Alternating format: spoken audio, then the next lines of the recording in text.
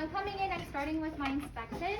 So on my inspection, I'm looking for color. So here you can see that he's got normal skin tone. So no pallor, no cyanosis, no diaphoresis, so no sweating. If I'm looking at his feet, his ankles, his lower legs, I see that there's no edema, no varicose veins.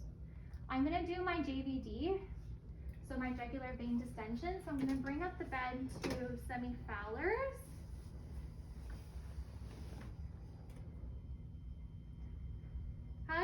How do I know if it's the right angle? Here's a little ball. Yeah, okay, good. Yeah, the little ball on the bed. Okay, so right now I'm at just over 30 degrees. Here I am going to bring this down. I am going to remove the pillow from over there. I am going to ask you to turn your head over to the left side. I'm inspecting that right side because it's more accurate. It's going directly into the right atrium. And here I would have a little flashlight. Over here. Oh, perfect. Came prepared. And here I'm going to take my little flashlight and I'm going to flash over the sternomastoid muscle where I could see that distension. So in this case, I don't see any distension, so there's no jugular vein distension. Okay? Okay. You can relax your head now. Now I'm going to do my pulse points.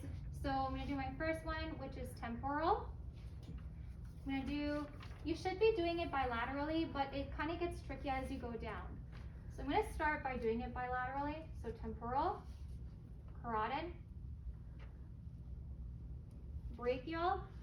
So as a tester, I'm making sure that you're going in the inner arm. Good. Radial, as a tester, I'm making sure you're going by the thumb. Okay. Dorsalis pedis. So not at the toes, right at the bony part, the dorsal foot. Dorsalis pedis. And then in the inner, for posterior tibial, or just tibial. Good.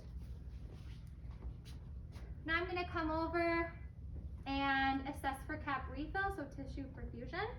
So I'm going to depress until his nail bed blanches, and as I'm releasing, I'm counting how many seconds it takes for the color to come back. Okay, so that was 2 seconds. So cap refill was within normal range.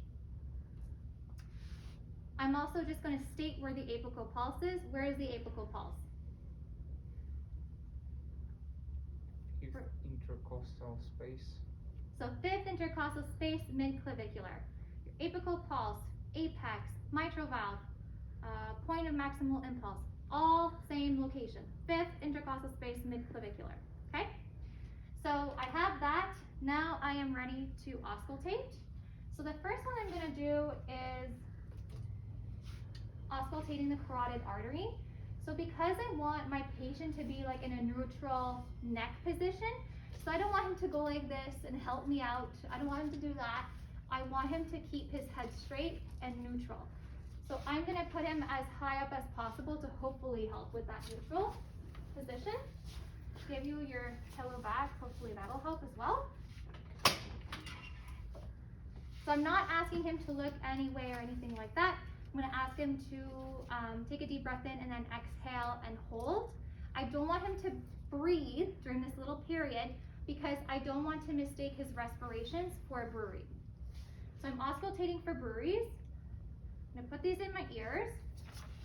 Using the bell, I'm going to go right by the angle of the jaw and follow the carotid artery in 3 spots.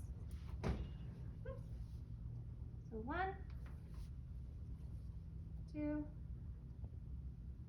and 3. So again, I'm listening for any breweries. If I don't hear any breweries, that's great. That's what I want to hear. Nothing at all. No breweries heard. Now I'm going to auscultate. starting with my diaphragm. So I'm going in the second intercostal space, right sternal border, S2 sound the loudest, and I'm listening for my S1, S2 sounds. Right across the sternum is the second intercostal space, left sternal border. This is the pulmonic valve. I should have said the first one was the aortic valve. Pulmonic valve, S2 the loudest. I'm going to go down to the third intercostal space, left sternal border. This is Erb's point. My heart sounds are equal. Okay, and then I found